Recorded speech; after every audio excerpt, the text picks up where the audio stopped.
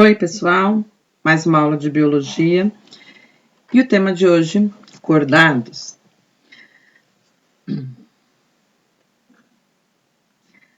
O nome desse grupo, né, cordados, vem do grego, onde notus é dorso e corda, cordão.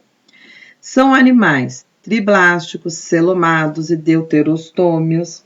Então, você vai lembrar que num grupo estudado já, que é o dos equinodermos, ele foi o primeiro grupo deuterostômio. E agora, essa similaridade com os cordados, ok? Filocordata, ele vai incluir os protocordados e os craniados, que nós vamos ver mais para frente. E, como característica de todo esse grupo, eles têm que apresentar pelo menos no desenvolvimento embrionário, essas 4 características, tá? Então, tubo nervoso dorsal, uma notocorda, fendas faríngeas, cauda pós-anal, isso eles têm que apresentar, pelo menos durante o desenvolvimento embrionário. Tubo nervoso dorsal. Durante o desenvolvimento embrionário, o ectoderma da região dorsal do embrião, ela se dobra e forma um tubo, que a gente chama de tubo nervoso. E a partir daí vai originar o sistema nervoso.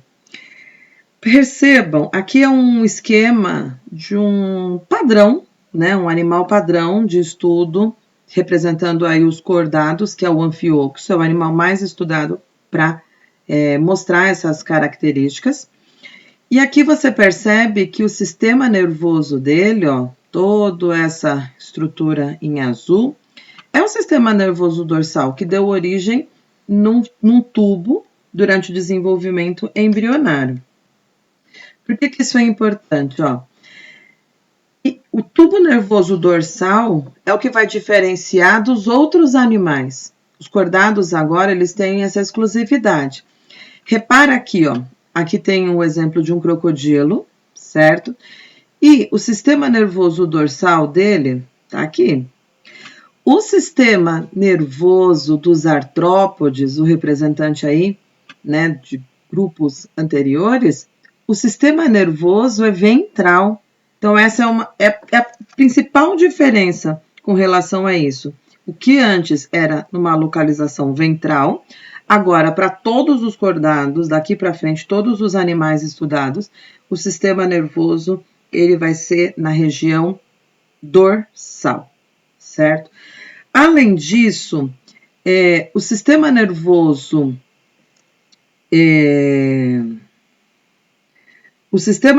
dos cordados, ele é oco. E nos outros grupos, era um cordão duplo maciço de células. Nos cordados, agora, é um sistema nervoso oco. Outra diferença importante. Outra característica que eles têm que apresentar, pelo menos no desenvolvimento embrionário, a notocorda. O que é isso? É um bastão firme, flexível, que se forma, de novo, no dorso do embrião, certo? Entre o tubo nervoso e o tubo digestório. O nome, né, cordados, vem dessa estrutura, dessa notocorda. Essa notocorda, ela dá origem aí, né, ela se origina da diferenciação do mesoderma. São células grandes, envoltas por uma bainha de tecido conjuntivo. Ela vai agora sustentar o tubo nervoso, contribuindo para definir o eixo longitudinal do embrião.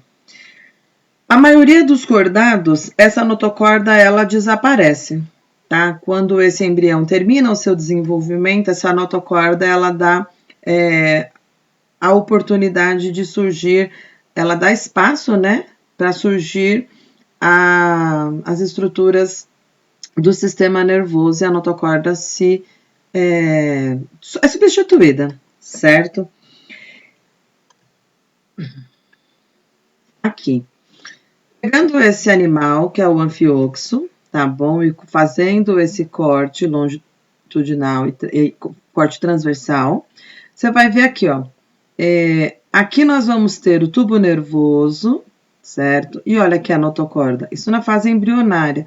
A notocorda está dando sustentação a esse tubo nervoso. Aqui o tubo digestório, né, que a gente já estudou, o celoma, ok? E aqui, ó, por todo o corpo, esse tubo nervoso e essa notocorda dando essa sustentação. Outra característica que os cordados têm que apresentar é as fendas faringianas, tá? Ou fendas faringianas ou fendas faríngeas, tanto faz. São fendas, né, nos dois lados da faringe, ok? E essas fendas, elas vão originar brânquias, certo? Se forem cordados aquáticos. Nos cordados terrestres, essas fendas, elas se fecham, lembra que essas fendas são no desenvolvimento embrionário. Aí, terminou o desenvolvimento, elas vão se fechar e vão desaparecer, tá bom? Cauda pós-anal. Os embriões dos cordados, eles têm uma cauda, ok? Que se prolonga até o ânus, então por isso que é pós-anal. E ela pode aí servir para natação, para apoiar o corpo, como ataque, defesa, ou ainda para segurar alguns objetos. Porém, né, como característica aí, a espécie humana, essa cauda desaparece completamente. Alguns indivíduos acabam nascendo ainda por um erro, né, na hora do desenvolvimento embrionário, permanece, mas são casos bem raros, bem específicos mesmo, tá bom? Classificação dos cordados. Ela varia um pouquinho, tá? De autor para autor, mas vamos seguir a apostila de vocês. Então, os cordados, eles são divididos em protocordados, que são aqueles que não têm crânio, não têm vértebras, e aí duas divisões. E os cordados representados pelos vertebrados. Esse grupo, né, de vertebrados todo mundo conhece, são os muito estudados. Nós vamos depois abordar um por um com mais calma. Dos protocordados, que não têm crânio e não têm vértebras, nós temos dois grupos aí. Cefalocordados, representados pelo anfioxo, e os urocordados, representados pela assídia. Vou falar sobre os dois. Cefalocordado. Cefalocordado por quê? Porque a notocorda, ela vai da cabeça até a cauda. Então, céfalo, da região cefálica, que fica na cabeça, até a cauda, ok? O principal representante aí, ele é representado pelo anfioxo. Esse ser, ele é quase transparente. Ele lembra muito, né? A gente fala até que é um peixinho, mas não é um cefalocordado. Exclusivamente marinho, ele vive em águas bem rasas, com uma das partes do corpo presa na areia, ele fica enterradinho e algumas vezes ele sai nadando. Ele é um animal filtrador, porque essas fendas faríngeas é que vão filtrar o alimento, vai entrar pela boca e vai para o intestino. E, como característica, esse animal, ele tem a notocorda durante toda a vida. Ela não é substituída por nada, tá? Ela permanece durante toda a vida e vai servir aí como ponto de apoio para os músculos, ok? E vai permanecer assim para o resto da vida. Aqui, a imagem do anfioxo, ok? Aqui, ó, meio transparente, né? Então, por isso que ele é muito estudado, é muito fácil visualização de suas estruturas, e aqui um esquema representando esse animal. Ele tem cerca de 6 centímetros, né? Ele é pequenininho mesmo, como a imagem está mostrando. Os urocordados. Urocordados, ele também está fazendo parte lá dos protocordados, né? E são animais marinhos sésseis, lembra que céssio é aquele animal que fica fixo no substrato, né? Eles são solitários ou coloniais e são representados pelas assídias. São filtradores também, o plâncton é retirado pelas fendas faríngeas. Ela é hermafrodita, com fecundação externa, mas também pode ter uma reprodução aí por brotamento, e aí surgem colônias. A larva, ela é natante e apresenta todas as características dos cordados. Lembra das 4 características? Tubo nervoso dorsal, fendas faríngeas, notocorda, e cauda pós-anal. Tem um coraçãozinho ventral aí, né? Quando atinge o estado adulto, a assídia se fixa ao substrato, a cauda regride, desaparece por completo a notocorda. Então, diferente do anfíoxo, que a notocorda persiste por toda a vida, aqui não, a notocorda desaparece, ok? Aqui, uma representação também de como é a estrutura corporal desse ser vivo. Aqui um representante bem colorido, né, bonito, a assídia Policarpa aurata. E essa de baixo, muito encontrada no litoral brasileiro aí, essa daqui é de São Sebastião, é a Policarpa nigra, tá? Se você, né, não é tão fácil achar, porque ela fica presa no mar, né?